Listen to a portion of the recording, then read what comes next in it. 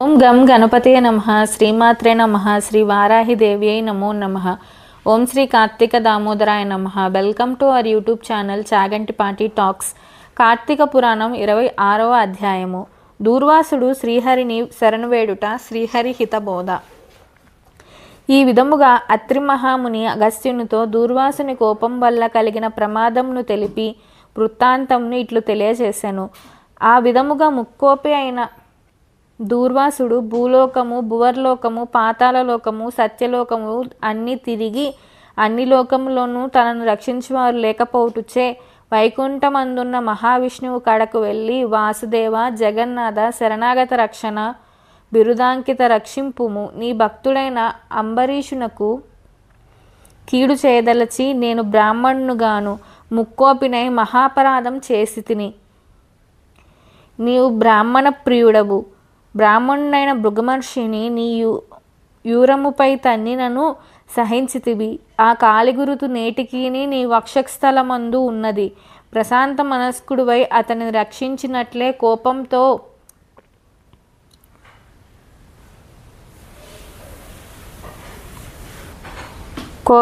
నీ భక్తుణ్ణి శాపమిచ్చిన నన్ను కూడా రక్షింపుము శ్రీహరి.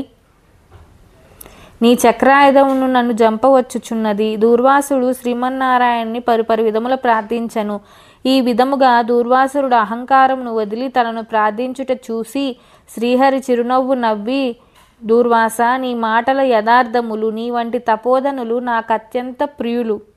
నీవు బ్రాహ్మణ రూపమున పుట్టిన రుద్రుడవు. నిన్ను చూసిన వారు ముల్లోకములందు భయపడుకుందురు. నేను త్రికరణములచే బ్రాహ్మణులకు మాత్రము ఎట్టి హింసను కలిగించను. ప్రతి యుగమందున గో, దేవ, బ్రాహ్మణ, సాధు జనులకు సంబంధించే ఆపదలను పోగొట్టుటకు ఆయా పరిస్థితులకు తగిన రూపంలో ధరించి దుష్టశిక్షను, శిష్టరక్షణను గావింతును. నీ అకారణంగా అంబరీషుణ్ణి శపించితివి.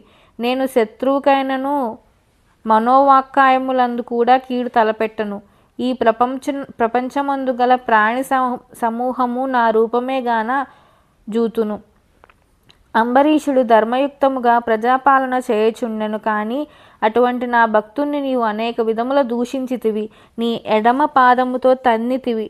అతని ఇంటికి నీవు అతిథివై వచ్చి కూడా నేను వేలకు రాని ఎడల 12 గడియలు దాటకుండా భుజించమని అంబరీషునికి చెప్పవైతివి. అతడు వ్రతభంగమునకు భయపడి నీ రాకకై చూసి జలపానము మాత్రమే చేసెను. అంతకంటే అతడు అపరాధం ఏమీ చేసెను? చతుర్వర్ణములు వారికి భోజన నిషిద్ధ దినమందుల కూడా జలపానము దేహశాంతికిను పవిత్రతకు చేయదగినది కదా.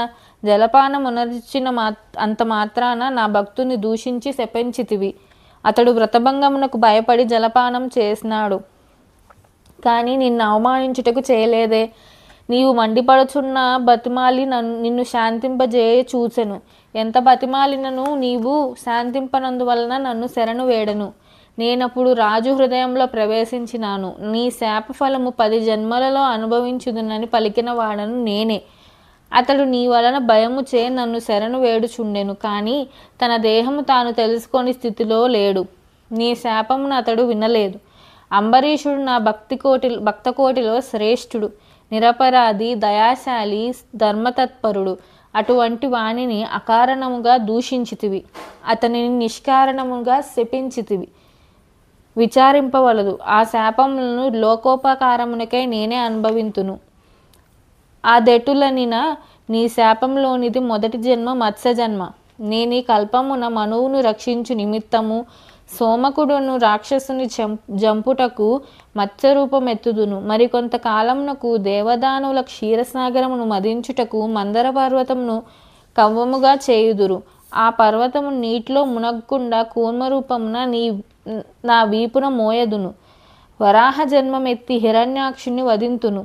నరసింహ జన్మమెత్తి హిరణ్యకశిపుని జంపి ప్రహ్లాదుని రక్షింతును. బలిచే స్వర్గం నుండి పారద్రోలబడిన ఇంద్రునకు తిరిగి స్వర్గమును అప్పగించుటకు వామన రూపమెత్తి బలిచక్రవర్తిని పాతాళ లోకమునకు త్రొక్కివేతును. భూభారము తగ్గించుటకు క్షత్రియులను జంప బ్రాహ్మణుడినై జన్మించి భూభారం తగ్గింతును. లోకకంటకుడైన రావణుని చంపి లోకోపచారమును చేయుటకు రఘువంశమున రాముణ్ణై జన్మింతును.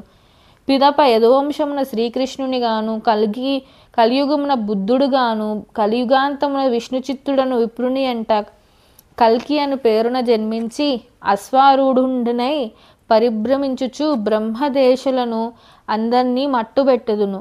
నీవు అంబరీషునకు శాపరూపమున ఇచ్చిన 10 జన్మలను ఈ విధముగా పూర్తి చేయుదును. ఇట్లు నా దశావతారములు సదా స్మరించు వారికి సమస్త పాపములు హరింపజేసి వైకుంఠ ప్రాప్తి నొసంగుదును. ఇది ముమ్మాటికి తథ్యం.